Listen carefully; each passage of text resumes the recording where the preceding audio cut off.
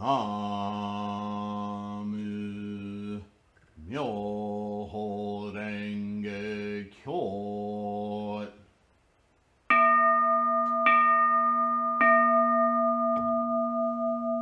Namu Myoho Renge Kyo.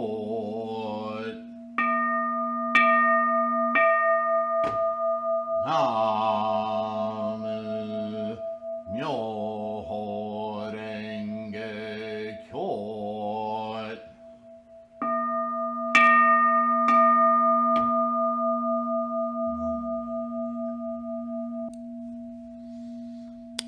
Namo Myoho Renge Kyo. Hello, friends.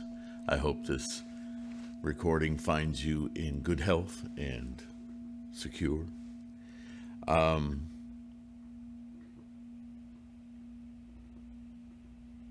If you find these podcasts, whether they're videos or the oral podcast you can download at the Buddhahood podcast, please consider supporting this effort, this channel for our Sangha. Certainly by subscribing, which helps us algorithmically, as does liking the video or even commenting. All of those things figure into YouTube's magical formulas. But even more so, some of you, who I have to thank once again, are able, have the financial opportunity to even if it's small, if it's consistent every month through Patreon, or even at the paypal.me/Sifu Sylvain. If you go to PayPal, they have a one-time or recurring donation engine. That's massively helpful to keep things afloat here. And then there are those of you who've sent candles, incense, those kinds of things. All of that helps keep our channel at its most productive, as long as I have my health. Yeah. So let's get back into this introduction, lengthy as it is, of the Lankavatara, because it's not simply an introduction to the Lankavatara. It's actually an introduction to many Mahayana concepts in preparation for the translation of the Lankavatara, which I thought was a useful reminder of the early context of Mahayana Buddhism. Yes, we practice the ultimate Mahayana teaching, the teaching of the Lotus Sutra, Shakyamuni's elucidation of how we ourselves are not only responsible and capable, but the mechanism of enlightenment is a personal journey. And it can only be experienced through your own mind. This makes Buddhism incredibly unique, because my path to awakening is not your path to awakening. There are many steps and many similar experiences, and this is the benefit of the Sangha, as I share with you my own 40 plus years of practice and study, 50 plus years really. We can share from our own perspective. Oh, I know what he's talking about. Oh man, I felt I would say it differently, but I know what he's talking about. Well, it's important that you pay attention to your insights, which you could say we do naturally, but I want you to feel your own reward. I want you to understand that as you gain insights, whether it's through watching these videos or podcasts, listening to podcasts, or your own independent research, which I always encourage, you will have flashes of brilliance. You will have flashes of, I get this. And you may not even be able to put words to it, but note those flashes, because that is something Shakyamuni talked about all the time. And in a way, this author is going to put words around his way of communicating about that. But, when we read other people's words, it sometimes can be or seem convoluted or even alchemical. Like somebody it could seem, the words may seem somewhat mystical, but don't let that distract you. He's trying to get at something here, and let's, for ourselves, see if we can't peer into that through our own lenses, right? So I prefaced what I'm about to read with my own version of the insights that we get, and what's important to remember, the self-enlightenment, self-practice. Nietzsche spent his whole life trying to nail this down for our time period, yeah? So we just got done talking about the paravriti, this purification of mind, right? And the tendency, because we're social creatures, right, is to see this as something of like a restaurant. This food is available for everyone. And, that will get you so far in Buddhism. But the point in Buddhism always is that you're the preparer of the food, and your particular dish will be your particular dish. You can share it, but in sharing it, those others people's experience of that dish will be theirs. It won't be yours. That's a samsaric problem of attachment and identification. So here we go. This next part is called Self-Discipline and the Buddha's Power. This rhetoric of the Buddha's power, the transcendental powers, that we hear this all the time, and I've already tried to disabuse you of that language, understanding that this is a power of perception. This is the mind's work and the mind's capacity for observation of the fundamental truths of situation, rather than the colors that we samsaric beings impose on things, right? So here we go. As long as paravriti is an experience and not mere understanding, it is evident that self-discipline plays an important role in the Buddhist life. So in one sentence,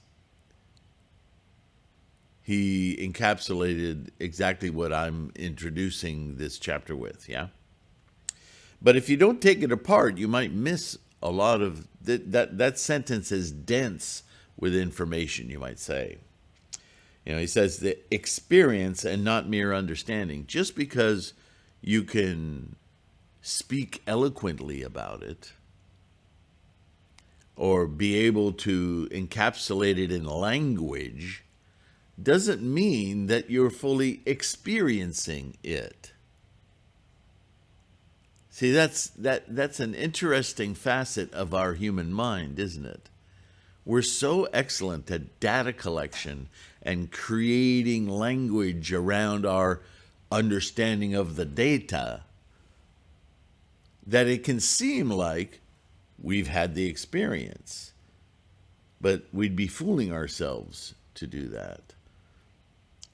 Some of you know this because I've responded to some questions with, until you have your proper altar and your proper mandala, and you sit down and single-mindedly instantiate Buddha, chant for a while, none of this, everything's going to just sound like a bunch of words. It's not going to have real meaning until you experience it. Isn't that true of everything? Right? I know some people who dissect every move and decision on a football field, but they've never stepped onto the turf. They've never had that smell of the turf, the feeling of the shoes and the cleats, the pads, the breathing, the helmet, the sounds, the smell, the feeling, the rush. Those things are experienced. Then you can know football. You see what I'm saying? This is insisted upon in the Lanka, as is illustrated in the use of such phrases as, quote, do not rely on others, strive yourselves, and so on. Right? So this is the preparatory teaching in Mahayana that leads us to the Lotus Sutra.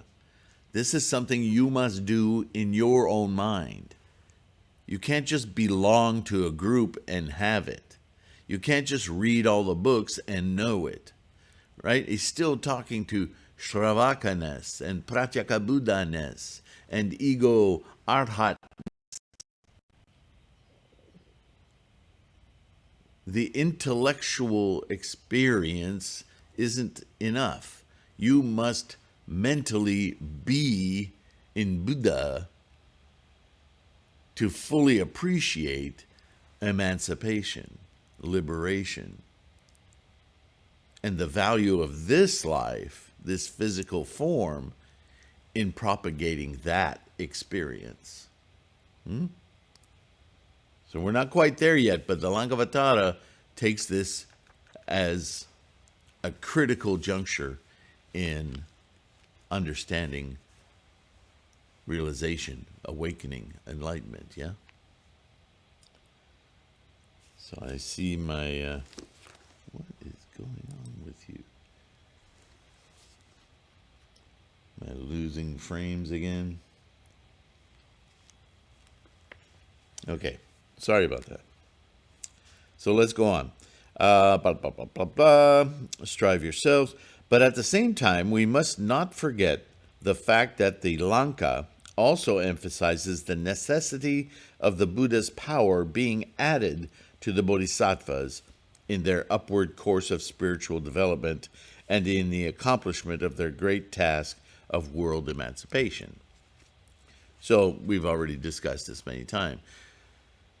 In our human form, we have the opportunity to act upon our experience of awakening as communicators, as assemblers, as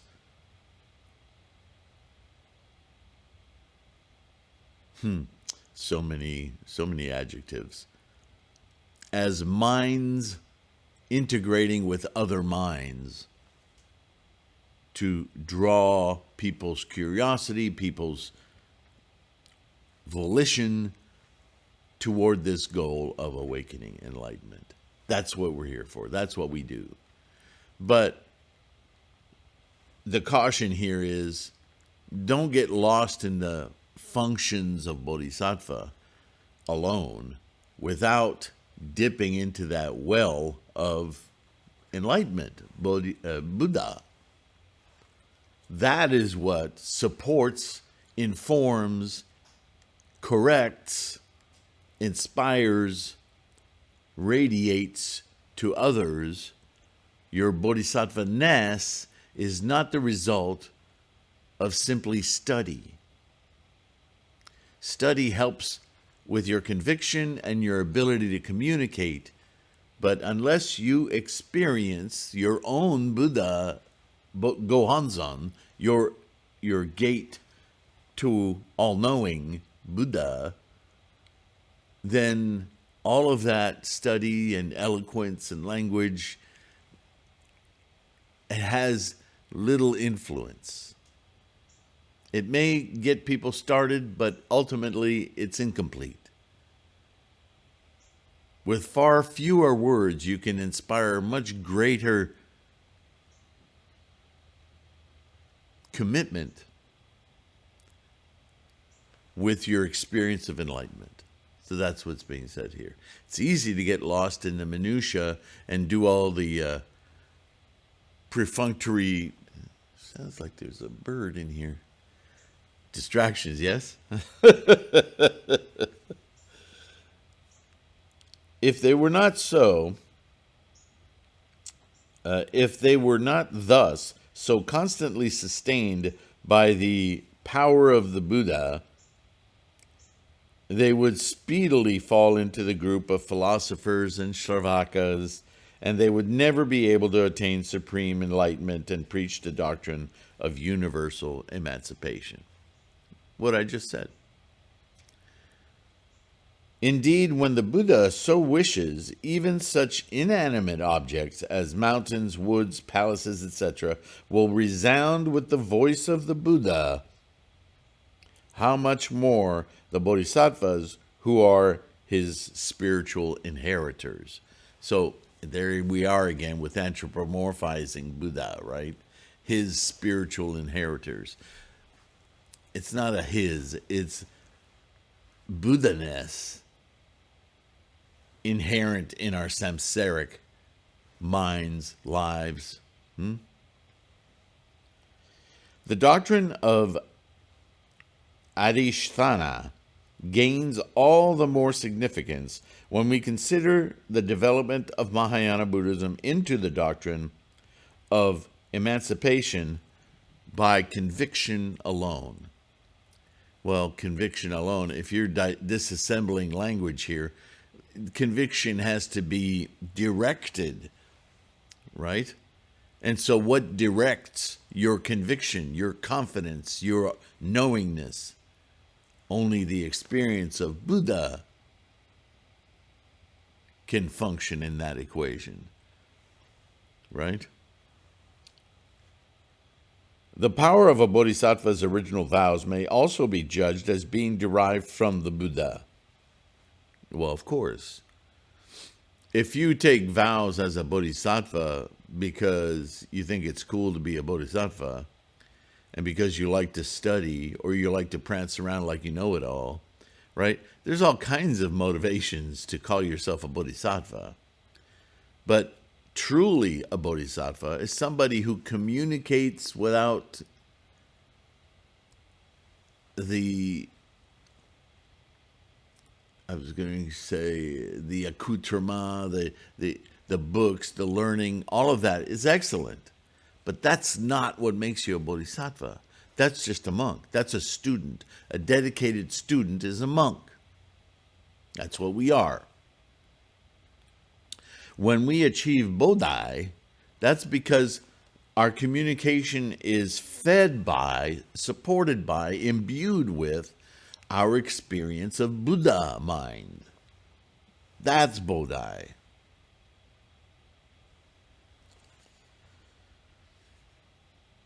The power of a bodhisattva's original...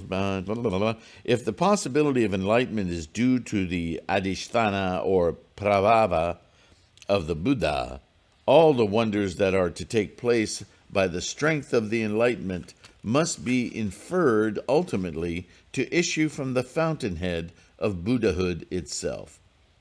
Okay, you finally got to it. At any rate, the Mahayana idea of the Buddha being able to impart his power to others marks one of those epoch-making deviations which set off the Mahayana from so-called primitive or original Buddhism. Again, this is an evolution of the term bodhisattva from a teacher to somebody who's actually channeling Buddhahood into other people's, other minds' experiences. Don't get me wrong, it's not that a bodhisattva looks you in the eye and suddenly you experience Buddhahood. That's not what I mean.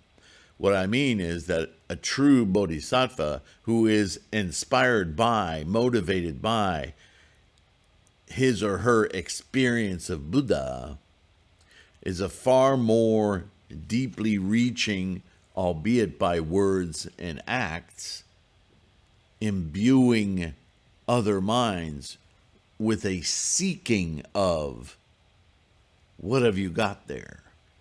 What is that thing you're talking about? Instead of being glued to, those are nice words, I like the way you said that. But hearing those words, feeling that communication, and arising a curiosity, a wanting to find the source of what motivates those words. That's a very different thing. And Mahayana is where that is firmly seized upon and dissected. Whereas in Hinayana, it was all about the self, the ego, doing these things. The Bodhi transcends the ego, the self, to something that's far more encompassing, universal, in fact.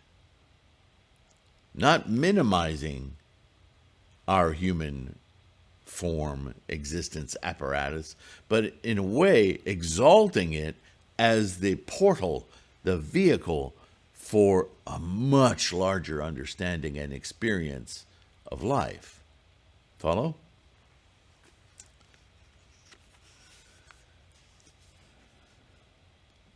At any rate, did I just read that? The Mahayana idea of the Buddha being able to impart his power to others marks one of those epoch-making deviations which set off the Mahayana from so-called primitive original Buddhism. When the Buddha comes to be considered capable of adhisthana, the next step his devotees are logically led to take would be the idea of vicarious suffering or atonement. Ooh, I don't like those words.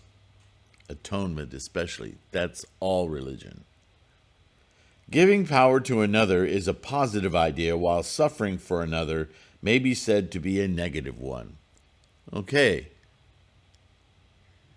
I'm thinking of a lot of religions here, where somehow atonement for, apologizing for life, or apologizing for you having a life, right? Crucifixion, all that stuff. That's a negative aspect of living life. That's not a positive one. Though this latter is strangely absent in the Lanka, right? There is no atonement in Buddhism. The Gandhavyuha, as well as the Prajnaparamita, are quite eloquent in elucidating the doctrine of vicarious suffering. I'm not sure what he's trying to say there, but vicarious suffering would imply that suffering isn't needed. It's something that's imposed, and we impose it on ourselves. And yes, that is fundamental Buddhism. Vicarious suffering, strange words to use, but not inaccurate.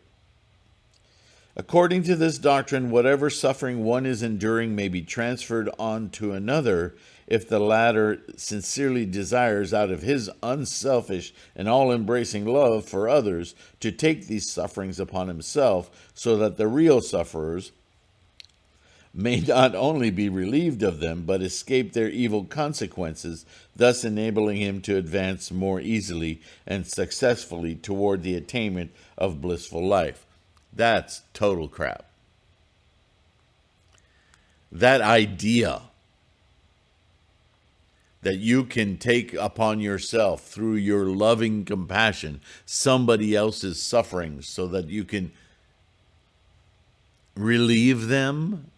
Suffering is self-created. You can't take it from...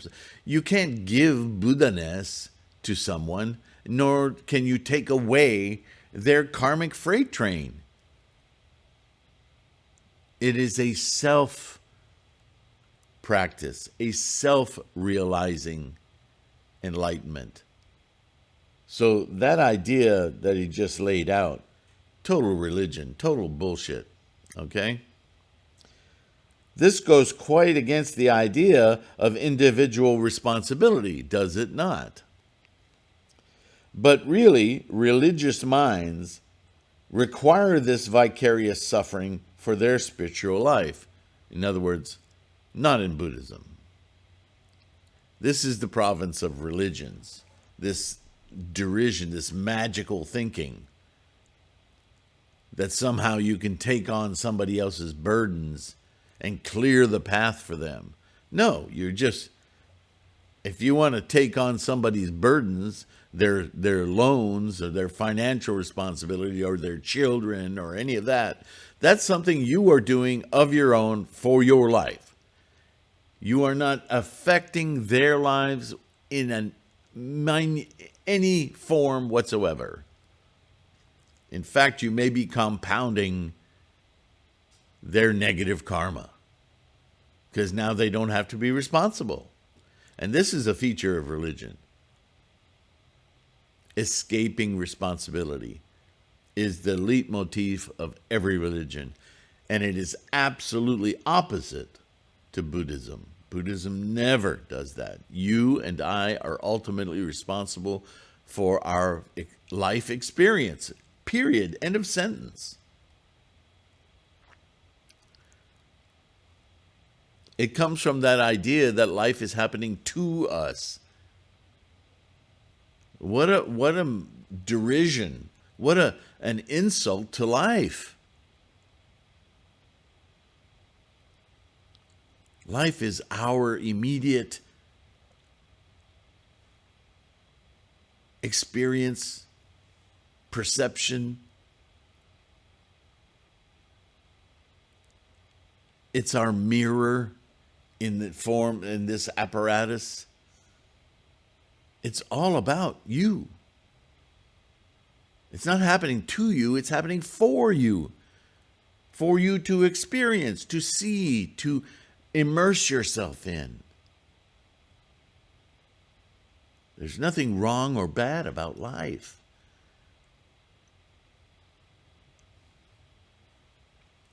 To suffer or atone vicariously is still negative and fails to entirely satisfy our spiritual needs. Of course, it's derision. The latter demand that more good must be done in order to suppress the evils which are found claiming this world for their own glorification. So the Mahayanas accumulate stocks of merit not only for the material of their own enlightenment, but for the general cultivation of merit, which can be shared equally by their fellow beings, animate and inanimate. Okay, he's getting a little slippery here. He's like, I thought he was just defining the boundaries of Mahayana Buddhism as opposed to all other acts that are religious in nature.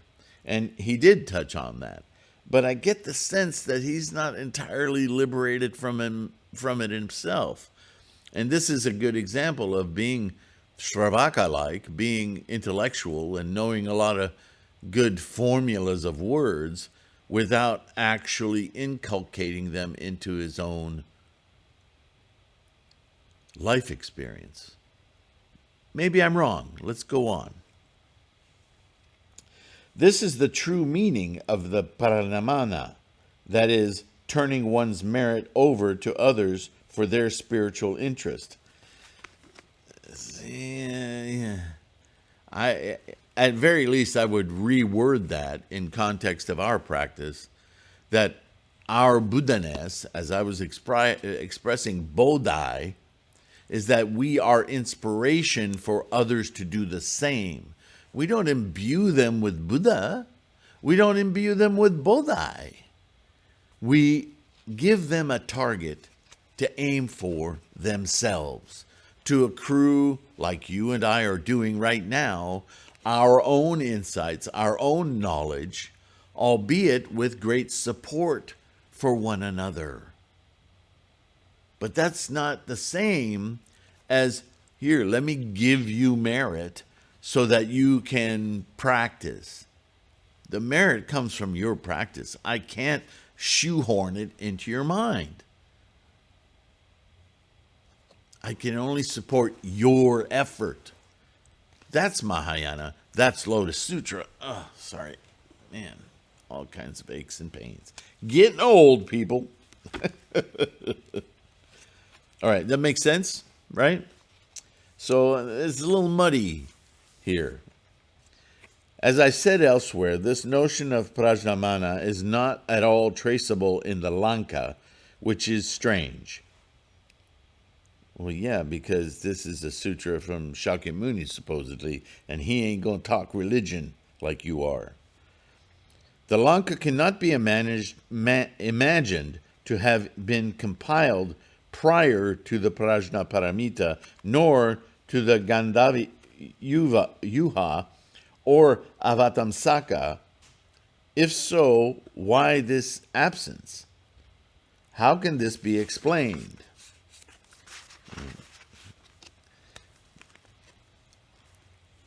Buddha, the enlightened, and Sravastava, the ignorant.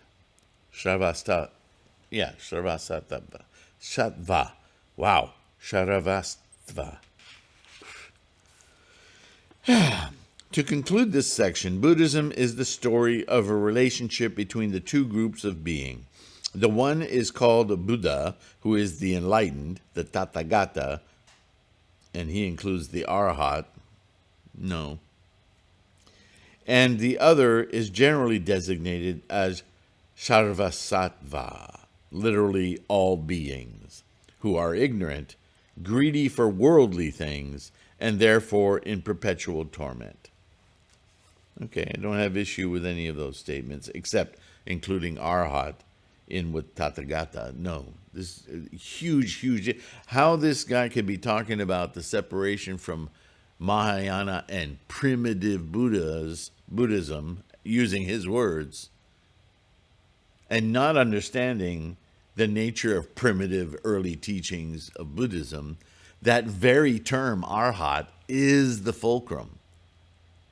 Because an Arhat is a self-egotistical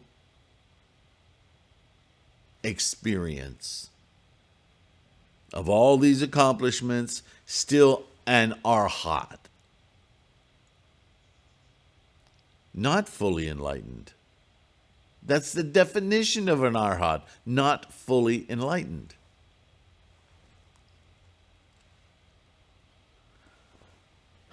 So for him to include Arhat as just another name for Tathagata or Buddha, nowhere else we've never seen that in any sutra.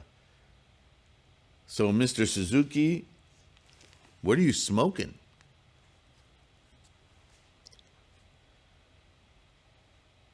In spite of their hankering for worldly enjoyments, they are conscious of their... He's talking about all of us, right? But why they? Why not we?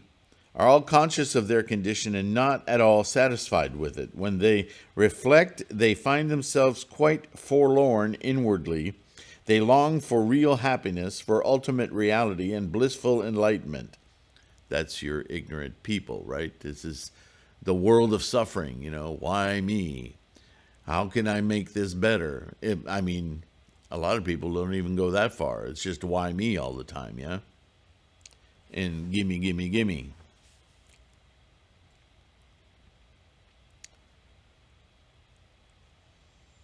They look upwards, where the Buddha sits, wrapped in his meditation, serenely regarding them with his transcendental wisdom. As he looks down, the up and down, right, at his fellow beings, there's all kinds of problems in the terminology here. You hear it. Inexplicably tormented with their greed and ignorance and egotism, he is disturbed, for he feels an inextinguishable feeling of love stirring within himself. The feeling now perfectly purified of all the defilements of selfishness, which embrace the whole world in pity, though not attached to it. The Buddha leaves his transcendental abode. He is seen among sentient beings, each one of whom recognizes him according to his own light. Oh man, I'm really struggling with this rhetoric because we get the sense from this story that this author is telling us, that Buddha is not unlike Jesus Christ.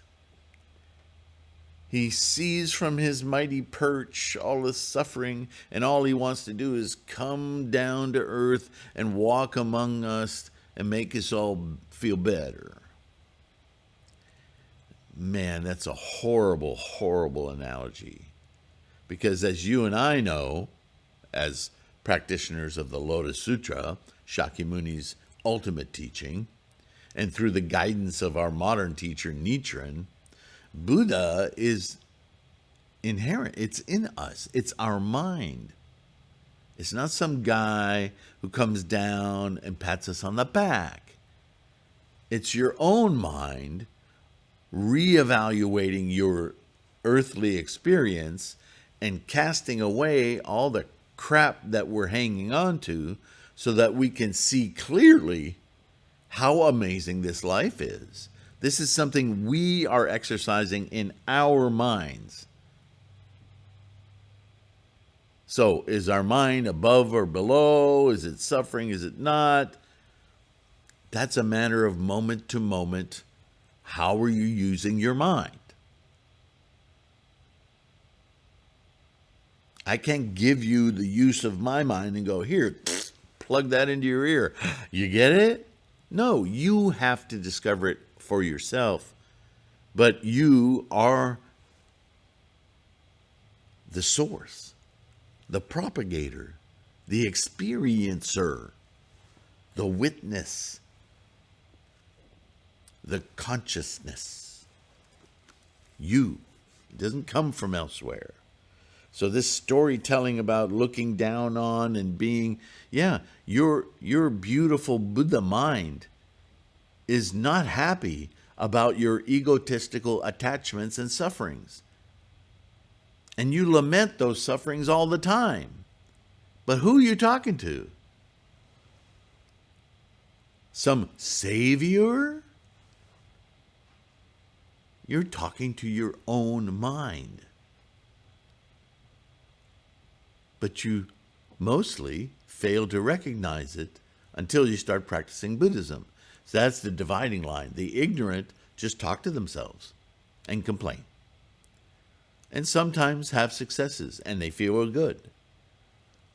But Buddhism introduces the idea that there's no chance organization here about whether or not you feel good or bad.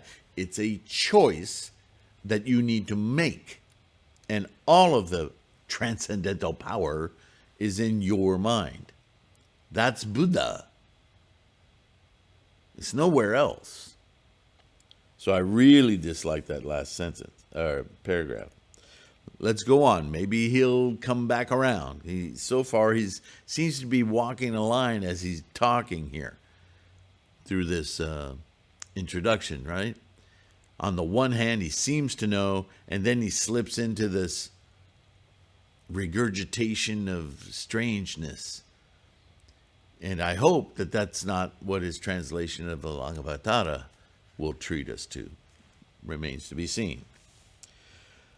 Continuing. Transcendental wisdom, prajna, and a heart of all-embracing love, mahakaruna, constitute the very reason of Buddhahood. While the desire or thirst for life, trishna, and ignorance as to the meaning of life, avidya, and deeds, karma, following from the blind assertion of life impulse, these are the factors that enter into the nature of sarvastva, all ignorant and infatuated ones. The one who is above, looking downward, there's that, I don't like that, extends his arms to help. The other, unable to extricate himself from entanglements, looks up in despair, life is happening to me, and finding the helping arm stretches his own to take hold of them. And from this scene, the following narratives, psychological, logical, and ontological, unfold themselves to the Buddhist soul. Suzuki, what is wrong with your mind? How can you on the one hand understand and on the other hand become such a religious fool? Ugh, I'm not impressed. You know, of course, no such thing as a soul in Buddhism. There's entire sutras and books and analyses and Nagarjuna and Vasubandhu and endless scholars who will talk to you about Anatman, this very idea of a box, a bag of Betty. It's just fantasy. We live moment to moment. That's where we are all the time, in the moment. We don't carry a hefty bag of what we used to be. Of what use would that be anyway? Except some romantic version of eternal bobness? Blech. That's not Buddhism. It's not Hinayana Buddhism. It's not Mahayana Buddhism. It's not Buddhism. Where he comes up with this stuff is really annoying. Now he's going to attempt to talk to us about psychology, which, you know, as a topic, is very samsaric. Let's see what he does with this. What may be termed Buddhist psychology in the Lanka, specifically, consists in the analysis of mind, okay? That is, in the classification of the Vijnanas. Now he's talking about the 12-linked causal chain, the Vidana, right? Or Nidana, sorry, Nidana. To understand thus the psychology of Buddhism properly, the knowledge of these terms is necessary. The Sita, the Manas, the Vijnana, the Mano-Vijnana, and the Alaya-Vijnana. Once again, he only gets to the 8th consciousness. No knowledge of the 9th. Not in this introduction, nor in this translation of the Lankavatara. So we see where he's lacking constantly. He doesn't understand the Buddha mind, Buddha consciousness. He just doesn't. He doesn't even have a name for it, right?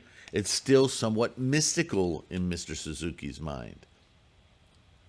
How that will affect his translation of Lankavatara remains to be seen, yeah? But make a note.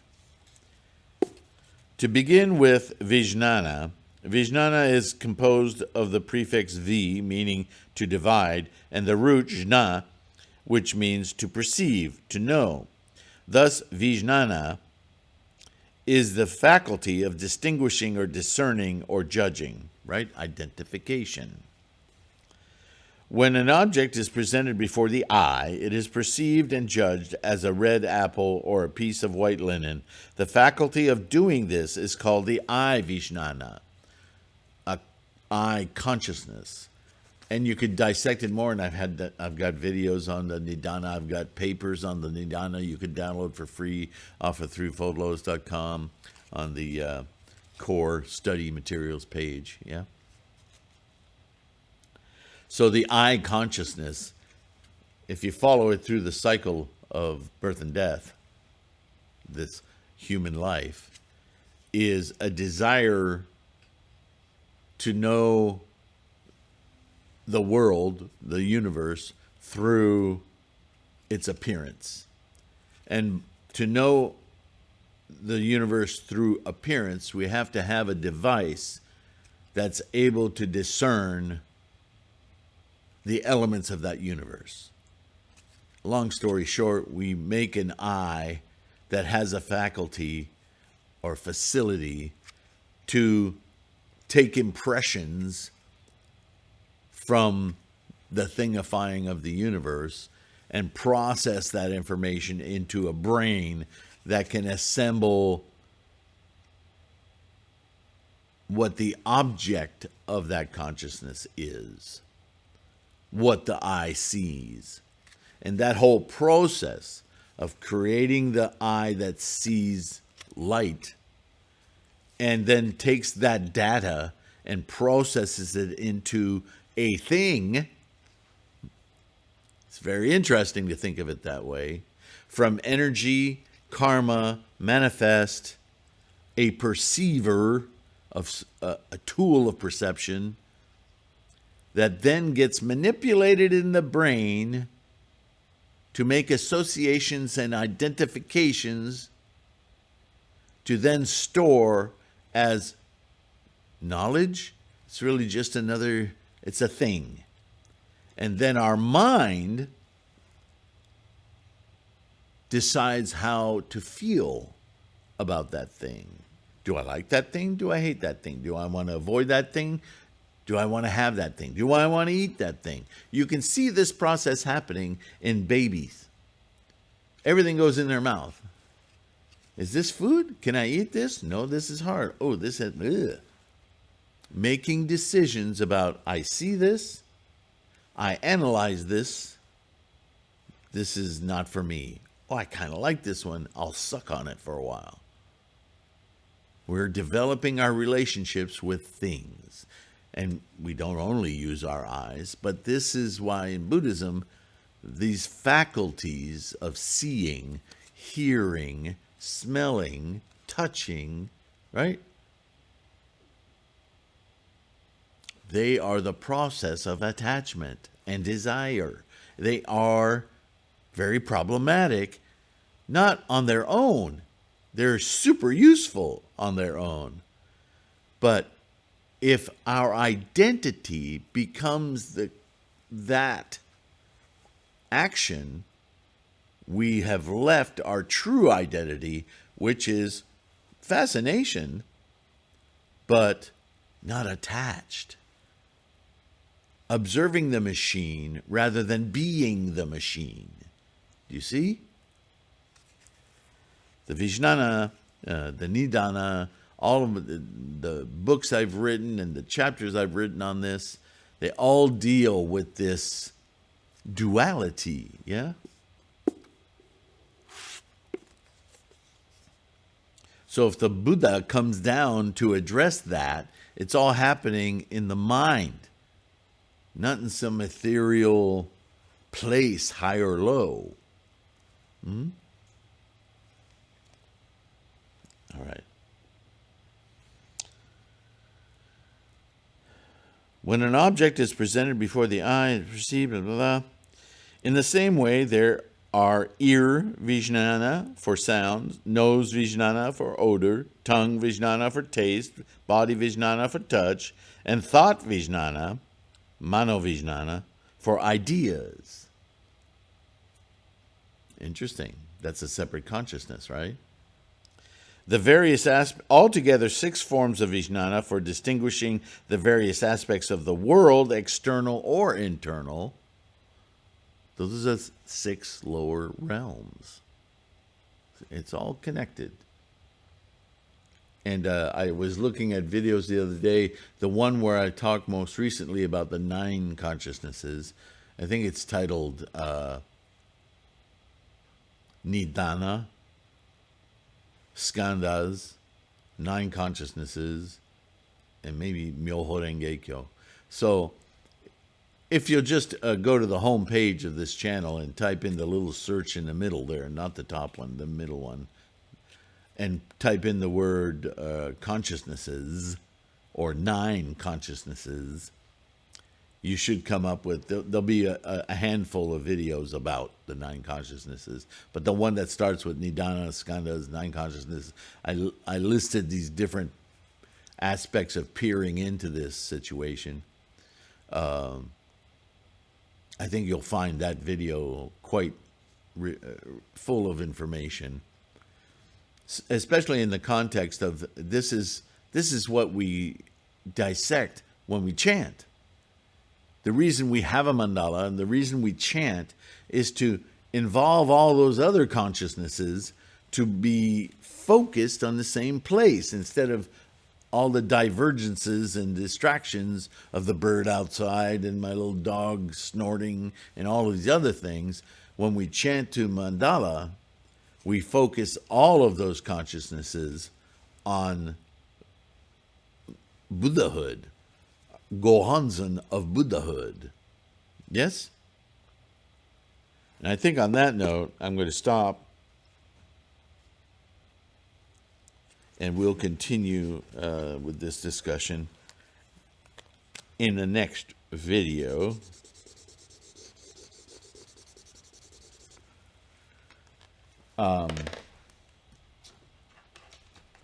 It's interesting here. I have my issues with Mr. Suzuki, obviously. But I also want to give him some room for error, because we are talking about an earlier Mahayana teaching, right? So obviously it's not going to have the clarity of the Lotus Sutra. But there are some basic tenets here that by the time we get to Lankavatara, this guy should know. So I'm a little perturbed that his daily influences in his life are not entirely clear on the scholarship of Buddhism, that he's allowing some kind of sectarian experience that has pulled historically, possibly from Japanese, Shinto, and other influences, even Christian. You know, we live in a world of very mixed views on how the world exists and how it works. And even a Buddhist is influenced by his environs, his culture, his family, right? Or her family, but in this case it's a guy. That's why I keep saying it. It's hard when you're trying to practice clearly and seek out authoritative analysis to be handed these publishings from supposed authorities that miss the mark so badly. They hit the mark. Suzuki has said some very good things, very accurate things. And yet, there's always this underlying mishmash. And it's hard to resolve the two. How can you know this and then drag that along with you? How can you resolve that? Hopefully, because of our Sangha and our dedication, my dedication certainly, and that I'm sharing with you, for true and accurate information, I can call it out. Because I believe that unless you can discern the correct practice from politic, personal or otherwise, you're going to be muddled, and it's going to impede what should be a very easy thing. Namo Myoho Renge Kyo. Attain your Buddha-ness. Do it now. And you guys are working on that. You're doing that every day. So, I am grateful. And I'm speaking of my little dog snorting. I was almost on cue, wasn't it? I so appreciate your being here and listening. Please don't forget to like and subscribe. I so appreciate your practice. Stay strong. Be kind to yourself. And we'll continue with Mr. Suzuki's introduction here. And then we'll get into the Lankavatara, which I think is a very interesting sutra, albeit a translation, yes? Take care of your life. Namo Myoho Renge Kyo. Be kind to yourself. Bye for now.